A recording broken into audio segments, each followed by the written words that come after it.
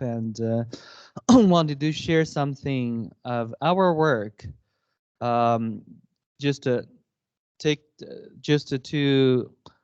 hope that we can exchange our thoughts about this topic. And so today I'll be the facilitator as well as the presenter. So there will be no one introducing me. So I'll just talk a little bit about myself. Again, I'm an associate professor from the Civil and Environmental Engineering department at USF, and recently got a courtesy appointment with the Department of Computer Science and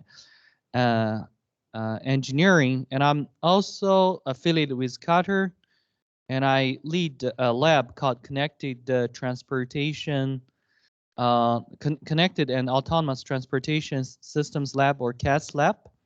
And I also direct a University Transportation Center, National Institute for Congestion Reduction. So today we'll talk about some of our research along connected automated vehicles. And I want to not only introduce our research, but also bring up some thoughts and questions along the roadmap from individual automated vehicles to a cooperative and automated transportation system.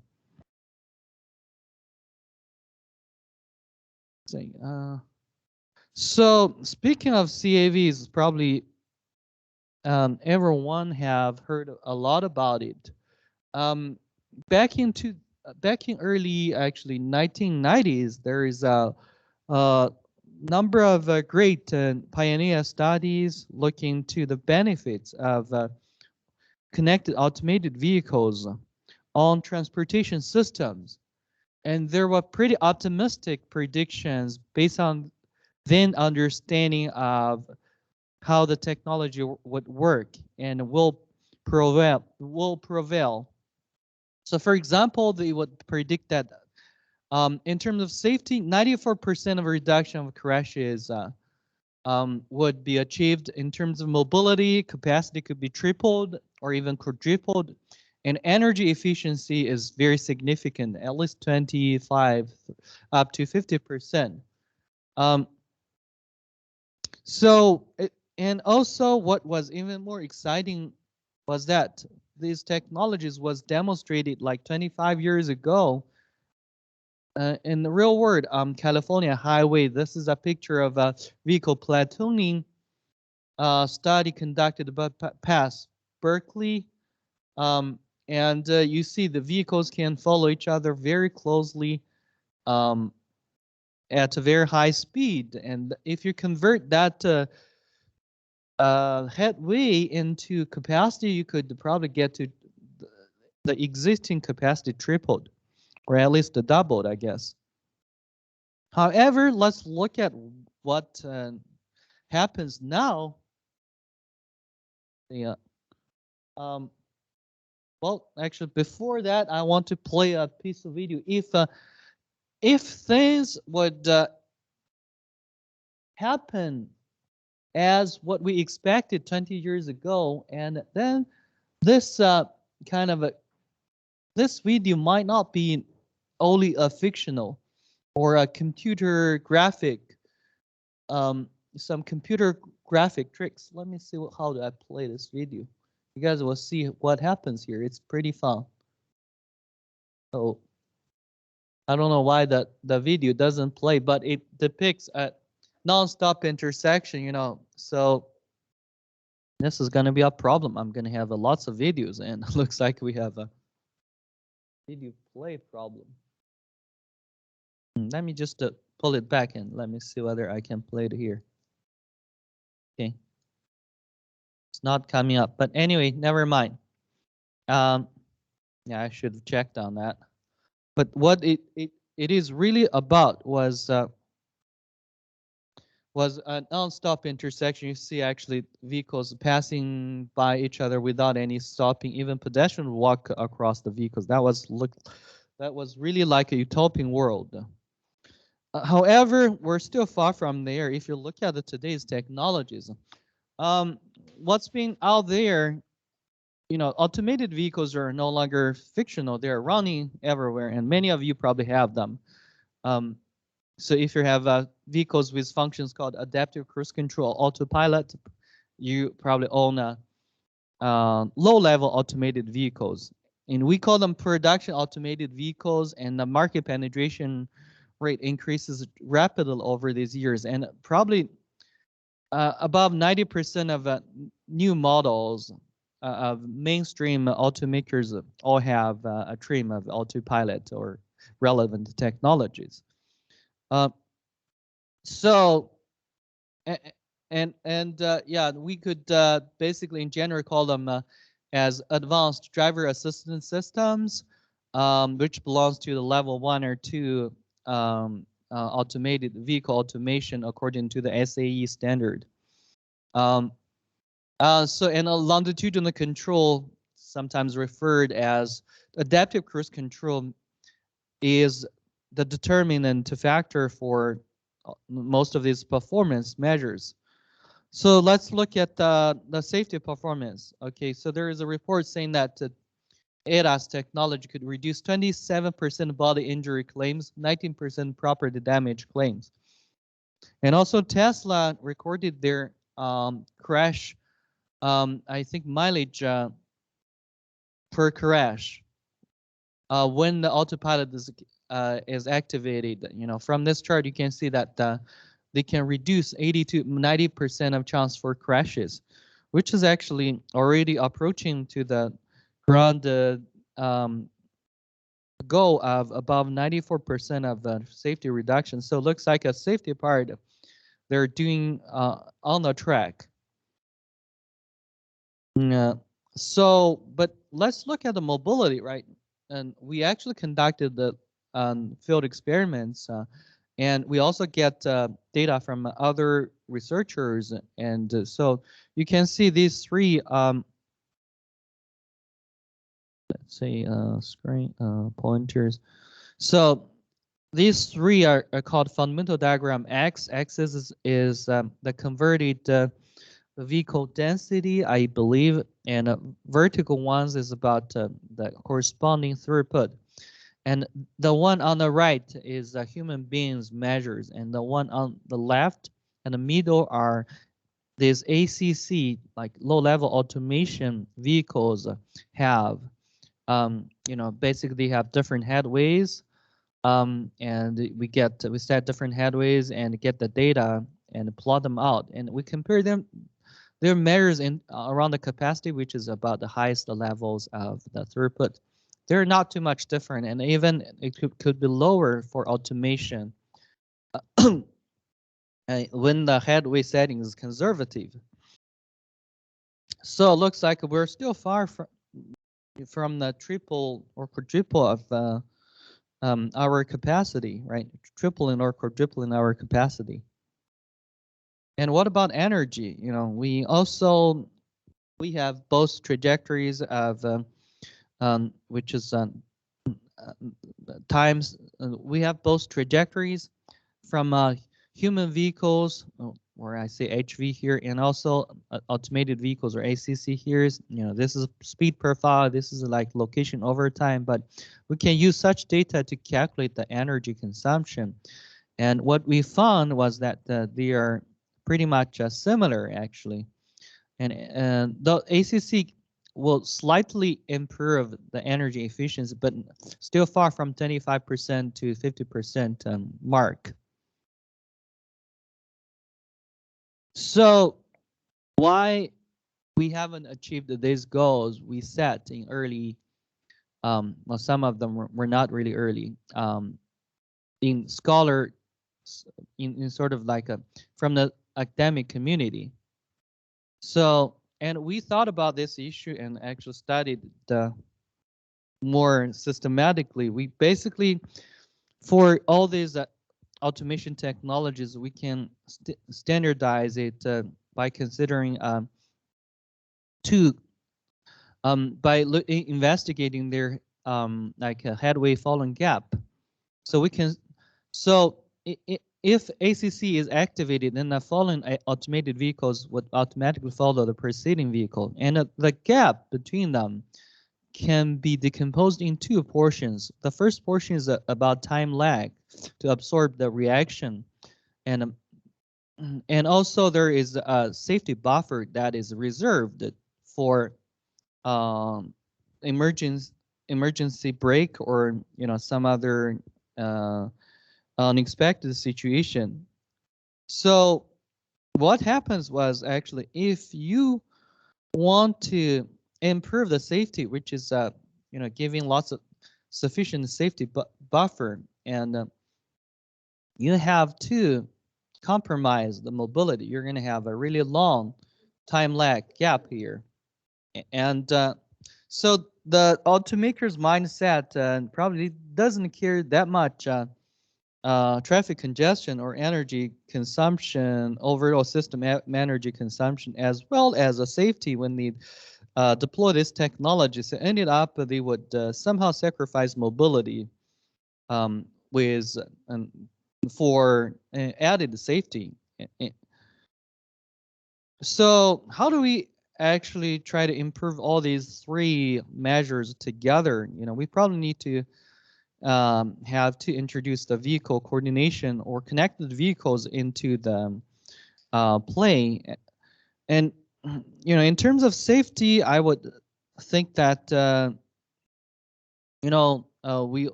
we've only observed the safety benefits from AVs. Maybe we add connected vehicles, we can improve the safety in a marginal manner because they're already approaching to a relatively good safety setting in their operational design domain. But in terms of mobility and energies, AV may not realize all the potentials as those scholars envision. So the best outcome would be integrating AV, automated vehicles, and connected vehicles, CV, together to implement a cooperative driving automation transportation framework.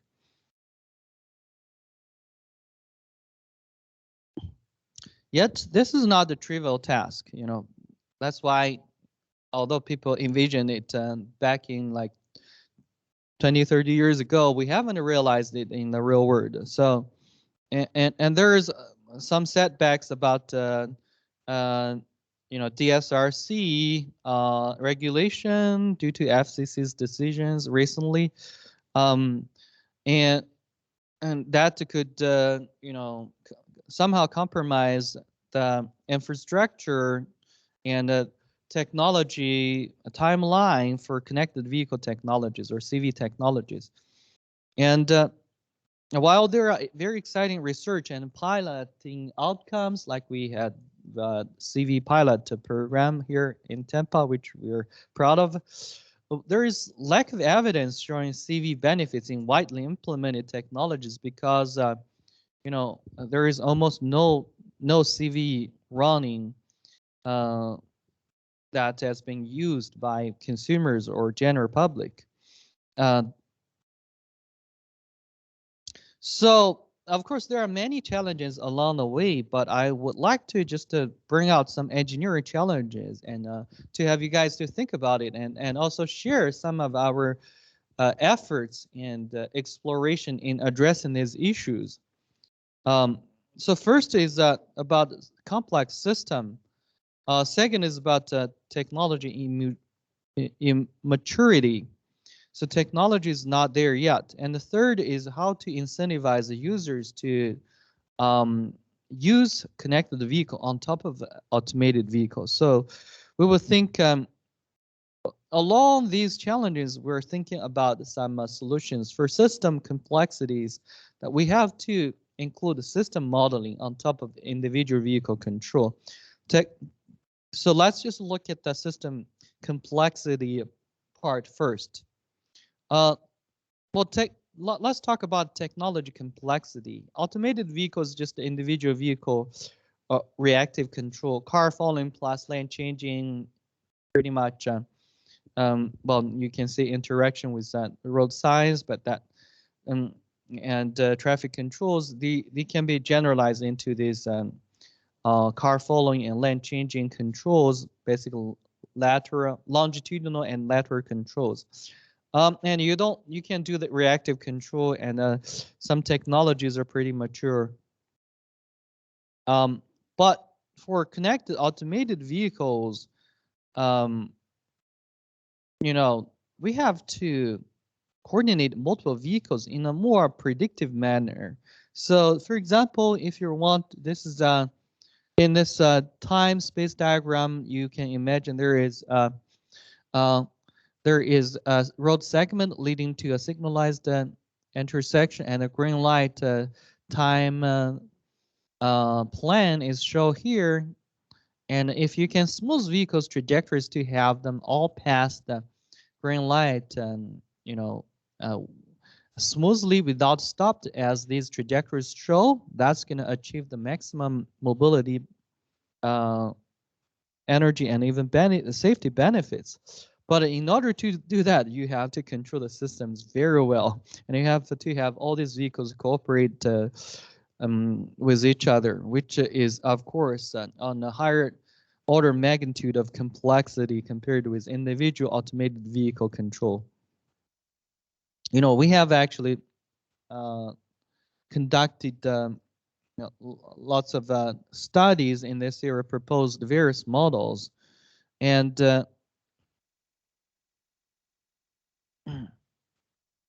so in order to basically to do that, I think one thing that we want to look into is vehicle platooning, because I don't have time to go through all the models that we've investigated, but I think one thing that is critical to mobility and energy is having vehicles platooned, which is to reduce the vehicle gaps. Although we have realized that in an ideal scenario, but it's actually not that trivial across all scenarios.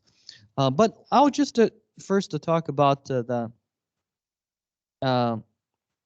why platooning is important, because if platooning means vehicles can follow each other with a smaller headway, that means higher capacity and less congestion, and also smaller gaps, sometimes in conjunction with electrification, means less energy and emissions, which means better, environmental footprint and better energy efficiency, right?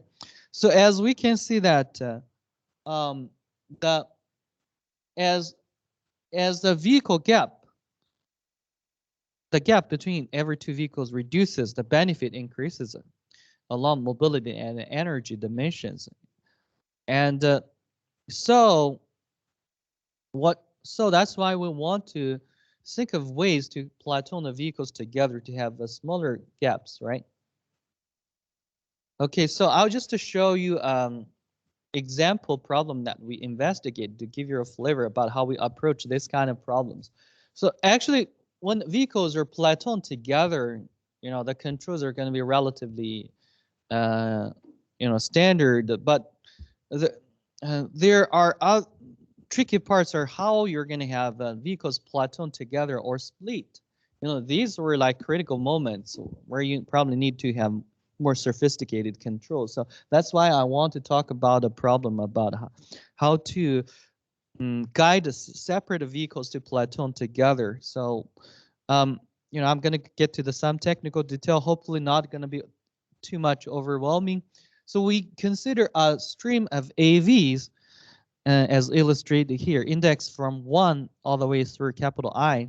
So 1 is the first, I is the last along the stream, and they are originally are separate, and I have some parameters like AV effective length, which could include the platoon gap, right? So at the beginning, we know their vehicle's initial location, and each vehicle's initial location and speed, and then eventually we want to platoon them together, right?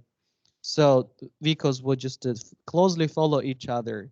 So this is where we start, and this is where we end. And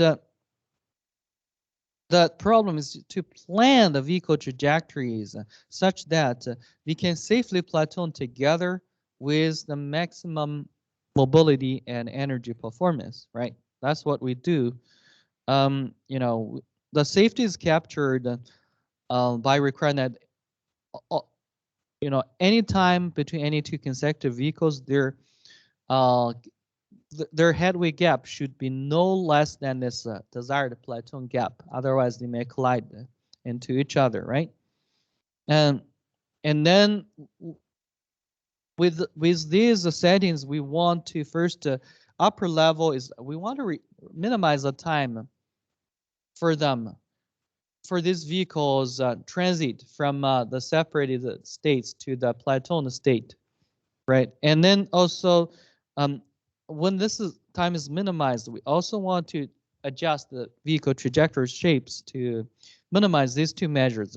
The first component is minimize the sum of squared accelerations. That means you want to smooth the vehicle trajectories as much as possible. The ideal would be they're all straight lines, but you may not achieve there, but you want to smooth them, so minimize accelerations, right? This part, the second component, is actually reducing the shaded areas. For each trajectory, you have time and space, and there is going to be an ideal trajectory that is straight line without a speed reduction, right? That's a maximum mobility. But your actual trajectory may have some slowdown due to the platooning need. And the shaded areas represents the compromise of mobility, right? You want to minimize this component I call uncovered distance from the free flow, right? This is going to contribute to the mobility. And while the first term is going to be the energy consumption and driving comfort, and after you smooth the trajectories, and also it will probably contribute to the safety surrogate measures if you know them. So again, by compiling all this together, you're going to get a complicated model like this. And you know, for those who haven't learned about optimization, it's fine. It's basically just getting all these conditions together and optimization objectives lumped together. And for those who are familiar with terms, you know, this is called a nonlinear programming problem, and with an infinite amount of variables, the continuous variables, and there are differential constraints, and you need to have it for real-time applications because the platoons are taking place in real time.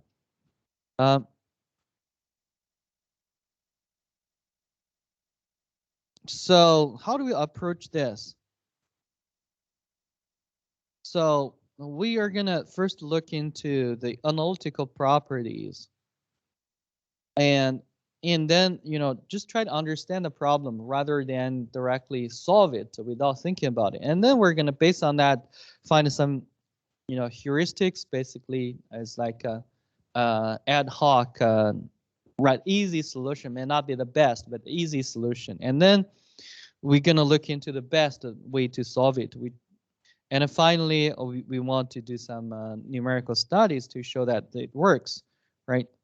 So, in analytical properties, what we did was we introduced the concept from the time geography field. It's like a called activity cone. You know, I can easily explain this concept. Suppose that this vehicle speed is constrained by 0, which means it doesn't back up, and V bar, which is the speed limit. Then, you know, from this time-space diagram, in the future, this vehicle's activity range can be confined from below by this flat line because its speed is not going to be less than 0. And also this free flow bound because this vehicle is never going to exceed this speed. So its activity range will be in this cone, which is called activity cone. All right. We actually just updated this. I'm sorry, actually. You know, if you know this vehicle's current location and target location, right, you can shoot out a forward activity cone and also shoot out a backward activity cone with the same principle, and then you can confine all possible trajectories of this vehicle should be confined within this so-called activity prism. All right, That's the original definition of the cone and prism. But in our application, we cannot directly use it because it ignores acceleration. We have to upgrade this theorem into a second version that considers vehicles' limited accelerations. So if we consider the vehicle acceleration limits, we cannot jump from one speed to another speed. Then the cone and prism will be changed into this second order version where you have smooth transition from one speed to another, right? We call them second order time geography, right? A second order cone or prism, and this is a good contribution from us. Really, it's easy to understand, and it looks like cool, and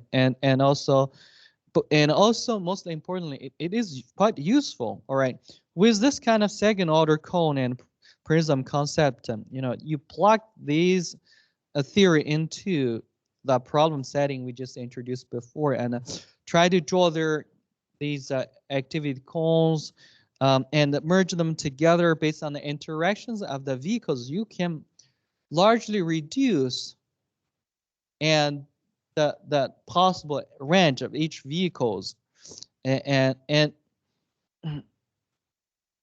so all of them together, they will form smaller cones. All right, so what's the use of these cones? So first we can construct some easy heuristic algorithms to solve the problem. What you have is your first idea is in each feasible cone, you just define a smooth trajectory. That looks smooth, that's fine. So what we can do is we can get the first trajectory as the upper bound of the first vehicle's activity cone or prism, and let's say, and then we shifted that trajectory a little bit to incorporate the Platooning gap, and then then the second vehicle can shoot out a smooth trajectory within its own feasible prism to merge into this shifted trajectory. You can generate that and that trajectory very easily with sort of polynomial curve generation, and you can shift it again and generate the third trajectory, fourth trajectory. And this method is very simple. It's like using linear time. You can basically using simple like quadratic curve or cubic curves to populate it in a subsecond, in the millisecond level time complexity, I think. And ended up as like each constructed the trajectory is a very simple piecewise quadratic function or polynomial function, and with a small number of sections where the stars are actually the connection points, right? So, and actually, the nice thing of using this second order time geography, the time geography, is that the constructed solution has lots of wonderful theoretical properties. If the solution adapted from the heuristic solution is using a cubic function is feasible and it is optimal to a certain component of the previous objective function that you see, and we could use Pontryagin's minimum principle for the proof, if you know that. For those who know, it's a method in control theory. Anyway, I'm not hanging on too much on over there. Next, we don't know how well this fast heuristics perform. It's basically fast heuristics. I'm going to come up with some solution, that may be good or may not be good. So then we get back. We want to investigate the exact actual solution. So what we did is we really sort of diced the time and space into small cells, right, to have lots of discrete time and space points, and we can build related the time-space diagrams, and then we're going to use a second-order time geography to find a cone, and then reduce the size of this complicated the time-space network into those subnetwork that is confined within this cone. All right, and that's going to much reduce the problem of complexity. You can just look at relatively simple time-space subnetwork, and then you can do optimization and find the exact true optimum. All right, so now we have exact solution and heuristic solution. We conducted many numerical studies with different settings. They have different number of vehicles, speed, gap requirement, and the final speed and speed limit. I mean, you can construct many cases, and here are the performance of the exact solution. This line is the original complex network, and this line is the simplified problem after using our time-space cone. You see, after using the time-space cone, we can much improve the solution efficiency. So before, on average, to solve each instance, it takes about 1.5 seconds. Now it only takes about 0.5 seconds. We reduced the 2/3 of the computational time. And next, more interesting is let's compare the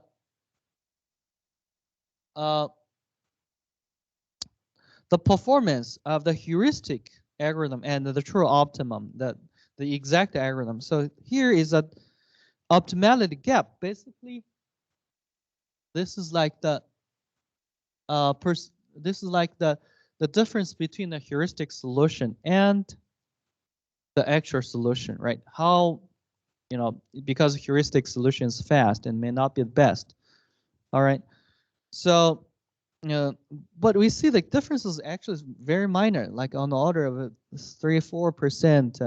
An average is like 5% difference. Actually, we improved the solution. We improved the algorithms, and now the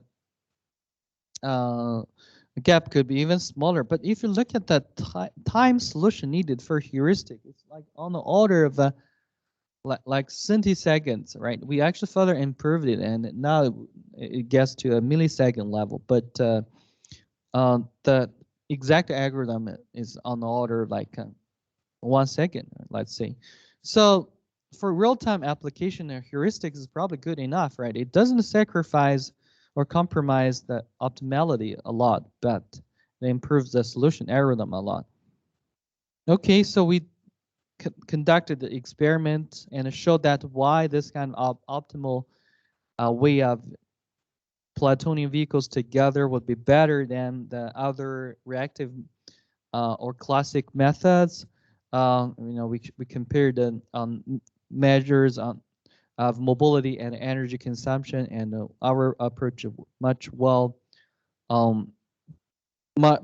outperforms the existing benchmark. So that means it works.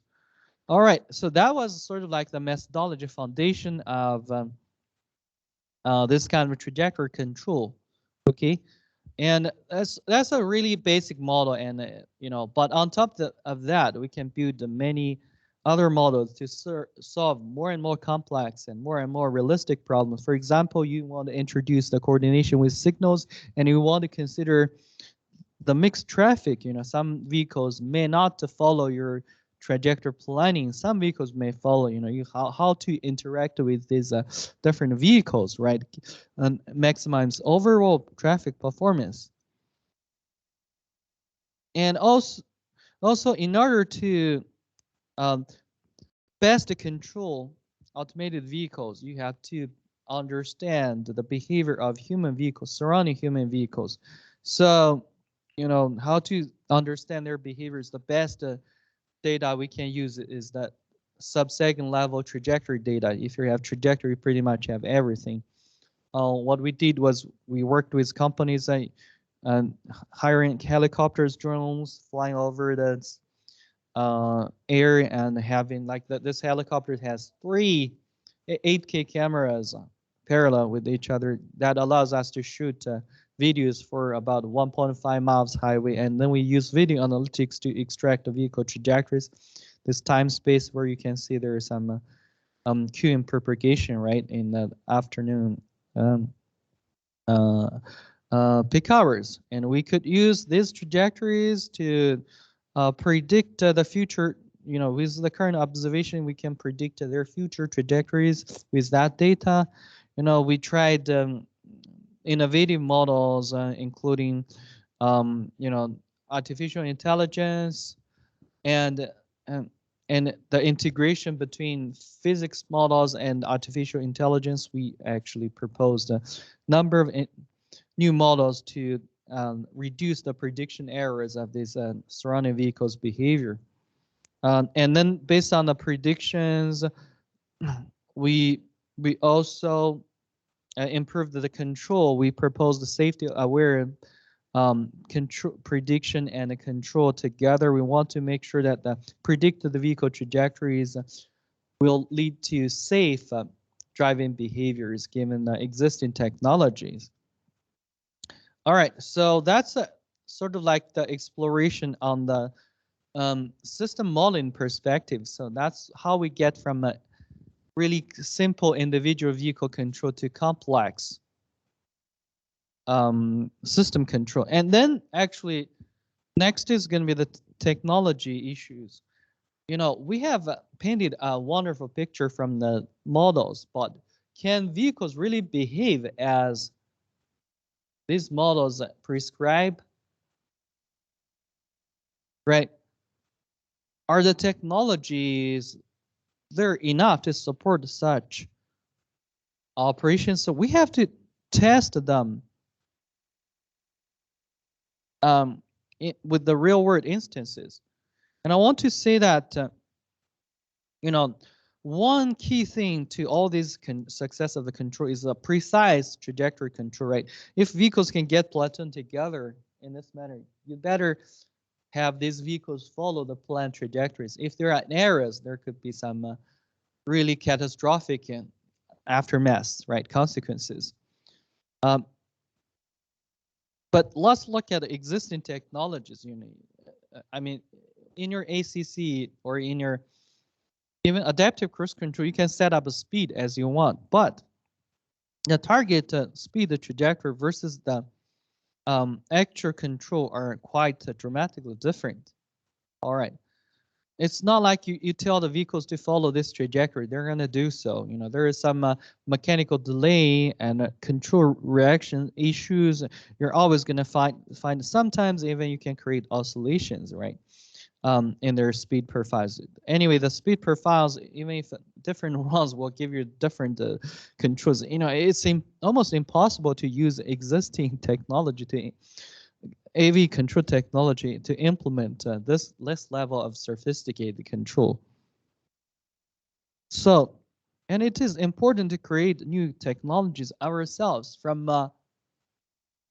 no intimidating, but I have to say that if we don't play our roles as transportation engineers, we always want to sit back and as observer of technologies. Maybe no one wants to actively improve, implement these technologies. Why? Because as I said at the beginning, automakers probably didn't care that much of a system performance as we do, right? You know, if you don't want to get into the technology area, we don't understand these technologies, you know, we have to take whatever automakers give us, right? So, you know, I want to urge transportation students, especially, come out to your comfort zone. All right, get into some of these emerging technologies. Really, not just sit there and observing what happens. Get into inside of it. Try to control it. Make changes to it. All right, I have this call, and as you know, just remember this call. And maybe 20 years later, transportation engineers need to equip this expertise. All right, so in order to do that, we've started from something simple. You know, I hope this, I'm not sure if this, let's say, enter options, let's see, error options.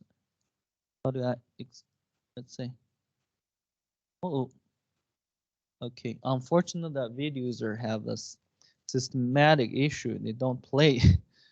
Well, I don't know why. Looks like, oh, cannot play media. I need to go back and fix it. It's I don't know why in the box, whenever I put a set of slides for a while, the videos are going to be compromised. But you know, just imagine this is just on a track. You have small robot cars following each other and action some running on the track, and we want to have the small robot cars following a prescribed trajectory as close as possible. You know, in order to do that, we have to use you know, more complicated methods rather than, you know, simple control. And we've improved that. And right now we can really reduce this error very small, like within a few centimeters error of following trajectories. And with that, vehicles can smoothly platoon into each other and even split from each other, right?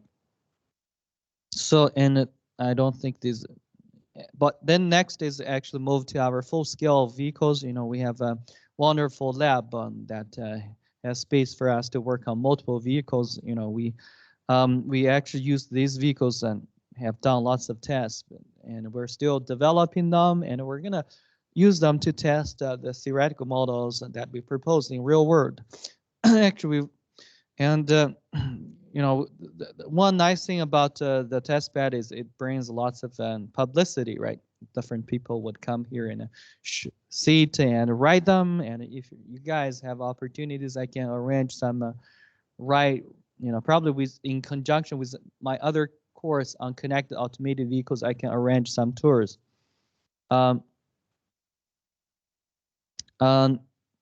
But that it's not only just for showing, right? It needs to do some work. So we use this platform to conduct and we have conducted numerous tests, including lane changing and also this one. I guess the videos. Oh, this one video works. Thankful. All right, I need to hold it. Let's see, how do I stop it? Okay. How do I stop it? Okay, let's do this. All right. So what VR is, we actually did the trajectory control in mixed traffic in response to signal light here. Here the signal light is initially it's red, it's gonna get to the green. And these vehicles are human-driven vehicles, and this is a CAV, and these are human-driven vehicles, right? What happens is when the system starts, you can see that human-driven vehicles will get to the intersection, but will be stopped. But this CAV is gonna be, you know, really okay, I'm sorry. Look at this CAV. It's going to slow down and smooth its trajectory. And it's going to pass the intersection without stopping. That is to achieve the smooth trajectories. And it is not only benefiting itself, but also smooth the trajectories of fallen vehicles, right? So in order to really implement this kind of experiments, we had to start from the math and the theories, and then it's going to come up with a nice thing like that. This is another set of experiments with different number of lead vehicles. All right, we have done like lane changing, you know. So we also created simulation models to from the real world experiments, and then the simulation models can scale up the unit test and to investigate what individual behavior would impact the overall system, right? And we're still working towards further improve the trajectory control accuracy, because that's a key to a lot of those issues, actually.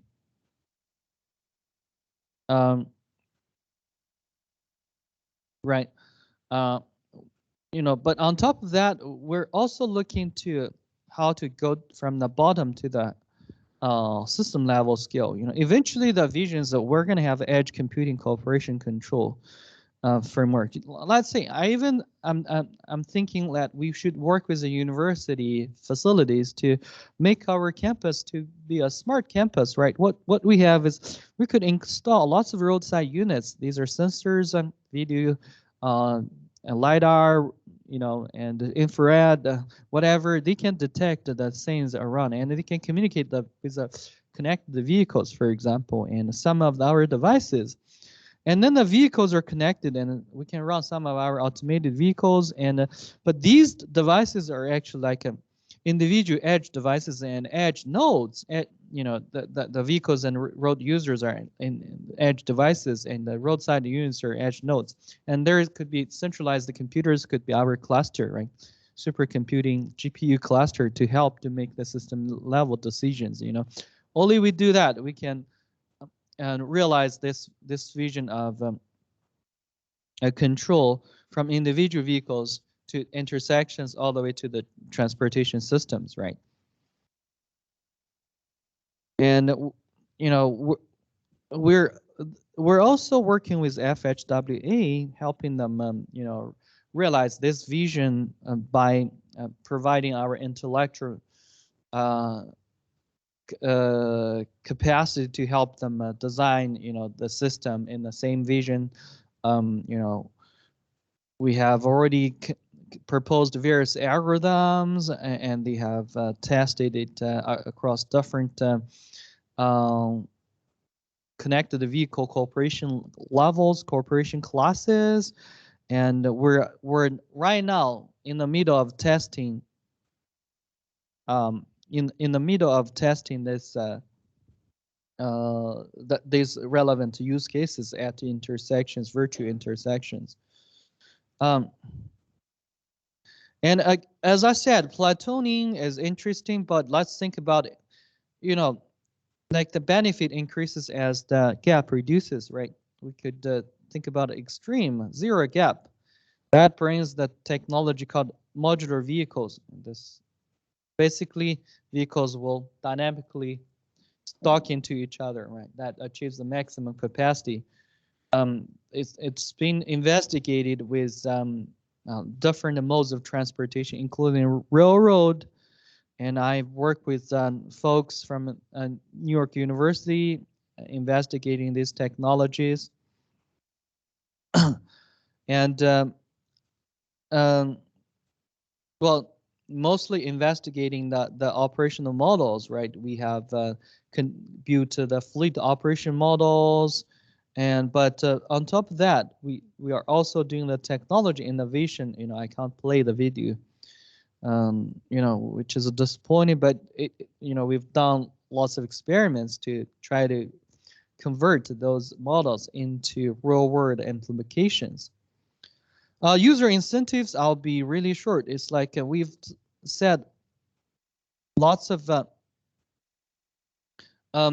we said, you know, it is technology-wise, it is important for us to create a precise control. But and also another aspect is why you think AV development is faster than connected vehicles. You know, if you look into the past 10 years of development of connected automated vehicles, it's just like all the way from the imagination to lab test and to the real world deployment. But look into CV, we're even stepping back, right? We are pulling away the DSRC. So the reasons AV benefits can be directly explained and experienced by individual drivers. If you have automated vehicles, you can feel it, right? If you know, if you see the vehicles drive itself, you know, that's pretty amazing, right? Isn't that? But for a connected vehicle on top of AV, right? If you don't set up that in the right manner, you know, it's going to incur lots of additional cost. And because you need to add roadside infrastructure, you need to add the onboard units, and you need to add expensive computing facilities, and the benefits are sort of like benefits are mostly marginal. You know, you cannot benefit yourself that much by installing connected vehicle, although you can provide substantial marginal benefits to the whole traffic stream. But that benefits cannot be directly perceived by you, right? Even if you can follow the preceding vehicle slightly closer, forming platoon, you know, you don't feel much difference, right? Actually, so benefit and lots of time the benefits would well only at higher market penetration rates. You know, if you're the only connected vehicle in the road, you know, you want to do all these things yourself. You probably don't perceive anything, and other vehicles may not perceive that much. Only if like 60%, like 30% of vehicles are connected, right? So, and look into the existing technology leaders who are promoting and who are developing and updating these technologies. They're AV companies, TNCs, right? Transportation network companies. They don't care that much margin benefits. They care how to sell their individual vehicles to drivers, right? So why would they want to burn billions of dollars to do this? Okay, right now, so they're still struggling to do that. You know, I mean, so we need to find ways to work with those technology leaders and to find ways to create technologies ourselves, because we carry the transportation systems and we work with infrastructure, right? And we have done lots of work to, for example, using video-based communications to bring down the like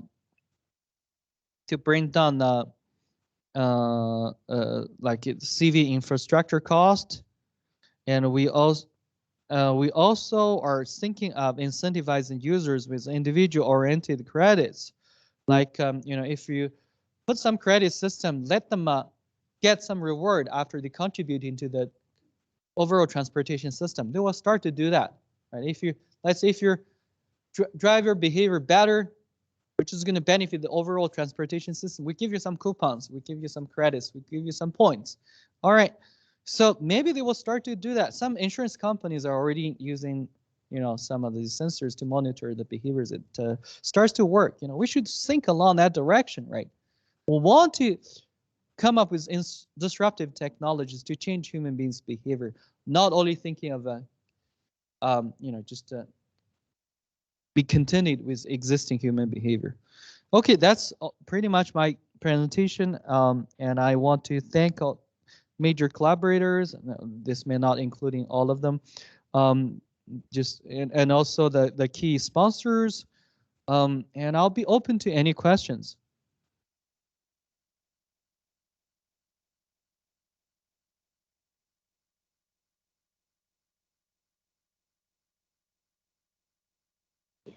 Could I ask a question? Sure, go ahead. Yeah, and I saw from your presentation that the heuristic method and the precise is just at the millisecond. The accuracy is that. If the model is that, the accuracy is that, what kind of the speed, the vehicle speed, just like the 100 kilometer per hour, could you control the predict the car, the vehicle at that speed, the trajectory, precisely predict the trajectory? That means could control the vehicle at 100 kilometer per hour. What is your question? I'm trying to understand. Yes. The speed limit. How to set the speed limit? Is that your question? How to set the speed limit to 100 kilometers per hour, or? Just like if the vehicle at the speed of 100 kilometer per hour, and could you use your model to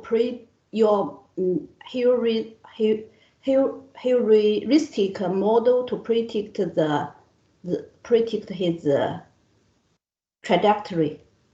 Oh, predict the trajectory. Are you talking about? You're talking about prediction, right? Yes. Yeah, predictions. You know, you can use. Yeah, predictions are really fast. You may take time to train the prediction models, but prediction model can happen within like a millisecond. Now, even if you drive at 100 kilometers per hour, which is 60 miles per hour, 0.0001 second, how long you move, right? Yeah. I don't know, maybe a few centimeters, which may not cause a big problem. Yeah, sure. Thanks for the question. Go ahead. And if you want to use your model in the real world to make the vehicle safely driving, and you must the calculation of the model just in his trajectory in the millisecond, because your model is at that kind of accuracy, and could you control at the real world, could you control the vehicle? Yeah, accurate. You're talking about. I'm a bit confused, but I think you're talking about not accuracy, the responsiveness, the time delay. Yeah. Millisecond delay. You know that's in the computation, that's not an issue. In terms of accuracy, right? We're working on that. Yeah. And I think with all different methods like those data-driven methods, artificial intelligence, we can improve the accuracy a lot. Actually, from our small robot tests, we've already improved the control accuracy a lot, and we're in the process of transferring that to the big vehicles.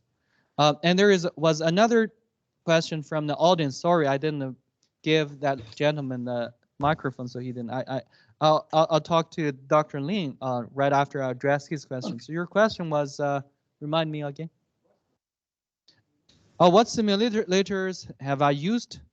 I program on my own simulator. All right. Okay. Sure. So, because you don't need to. Simulators are tools. It's like the methods and logics control the simulators are what matters, right? Yeah, sure. But of course, you can use other simulators like for traffic simulators. We used VSUM in one of those studies. Where we just upscale lane changing models from individual vehicle tests to the system tests. All right. Okay, so Dr. Lin, I see your hands up. Hey, Xiaopeng, excellent presentation. I think you point a lot of really very important points. And yeah, so one thing I think about is there's a lot of benefit you mentioned on the safety side, but on the mobility side, look at there's a lot of constraint at this point. And so I think one thing probably is like how people is going to feel. You also mentioned that people don't feel like if they do that, how much benefit they're going to get. So that's a very good point to think about, because individual in the future, they have to see the benefit from them. And also, because right now, in United States here, it's pretty much everybody determine what they're going to do. So it's not like government have the vehicle need to drive a certain way. And so on one hand, it's a driver acceptance about the short distance. And I'm just thinking, for example, if the vehicle actually can do that, and how people is going to feel safe to do that. Because if you are on the bus, on the train, it's connected, we all feel okay, no problem. But when we drive our car, if the distance so short between, even though the vehicle be able to stop, but from driver perspective, it's just still very difficult to accept that. How about vehicle is wrong, or somehow they will not be able to react? Then your life will be in danger. And so that is a very big obstacle right there. And so definitely, I think we need to have a good demonstration. And maybe Suntrack is really a good facility, but if there's more vehicle, be able to do that in that environment. Also, people participate in that can really have good testimony on that. I think should have something really good as examples, and also need to about the human behavior acceptance on that, because that part have to resolve. Otherwise, technology is there, but still will not be able to move as faster as the speed we want to see. So that's just my comment on that. Yeah, thank you. These are very good points. Well taken. And I have to say that some comments, people's behavior and perceptions change over time. Think about 100 years ago when they just invented the automobiles, right? When everybody was riding on the horseback, and all of a sudden you're going to see some 2-ton monster driving at a speed like 2 times, 3 times faster than horse maximum speed. How do you feel? Are you going to be the first person to try it out? Then there will be a small group of people trying these technologies out, and then they are going to be very cautious at the beginning, and then they're going to maybe get more acclimated to these technologies over the time. That's a human's behavior, you know. When new technologies come, and it takes time for them to get adapted to the new technologies. And I think that's very good point. That's why I think if we be able to show a really good examples, and also have even small group of participants or anyone start to emphasize how the benefit or how you know the obstacle, if we can start to get that result. And as you mentioned, it can change very quickly. For example, who knows earlier when all those smartphones start, and suddenly just in a couple of years, look at everybody got that. And also just like a toll, when we got SunPass, ePass at the very beginning, everybody say about, oh, it's not going to work because all the privacy concern. But later on, right now, nobody talk about privacy on the try to get a SunPass. So a lot of things can change very quickly just in short period of time. But we need to get that the first article to get that out of the way, and then it can change very quickly. Yeah, so we need to figure out how to do that, especially at this time. Yeah, and absolutely. Yeah. You know, what we did was at one conference, FAV, we actually gave surveys to each person who rode our vehicles. Actually, we published an article on that, but on their people's perception of the safety, you know. But we can have better experiment design. We can talk more later, you know. Maybe in next FAV or some big conference, we could do some interesting. You know, when there is a good group of people trying out our vehicles, we can do some of these tests, right? Sure, very nice. And I see hands rising in the classroom. Yeah, go ahead. Greetings, everybody. So, you know, part of the fun of driving is you're able to steer the vehicle yourself. And, you know, I feel this technology is going to be detrimental to the well-being of society as a whole. You know, take airliners, for example. People study hard to become airline pilots. And, you know, when airplanes become automated, it takes the jobs away. Yeah. Yeah, and these are college jobs. And not everybody can be an airline pilot. You can't be colorblind, you can't be half blind, you know, and all that. Yeah, 100 years ago, lots of people's jobs were like sort of like driving horses, right? They all lost their jobs today. But that's I mean, which was probably caused a certain problem, but that's a trend of the society, its development.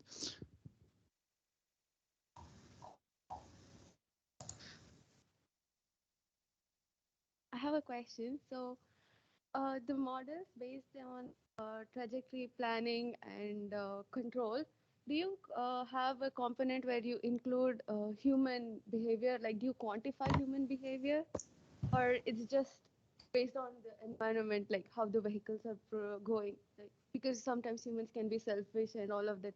So can you incorporate like psychology into it, and then make a measurable quantity of a human behavior, and then are you doing that? Yeah, thanks. A good point. Yeah, human behaviors are definitely considered when we're consider mixed traffic, right? So the thing is, right? How do we really quantify human behavior? As long as there is a way to quantify human behavior, we can directly code that into the vehicles, and the vehicles will gonna have similar or even the same behavior. Okay. All right. Any other questions? I think we're already a few minutes away, and I really enjoy all of you, you know, providing very nice questions. And I think next week we're going to have a colleague from again WGI to present their work. And please stay tuned. We're going to send out the advertisement. or announcement early next week. And I'm not going to hold you further. The pizza is almost cold in the classroom. And for those, for all the audiences online and in class, have a good weekend. Thank you.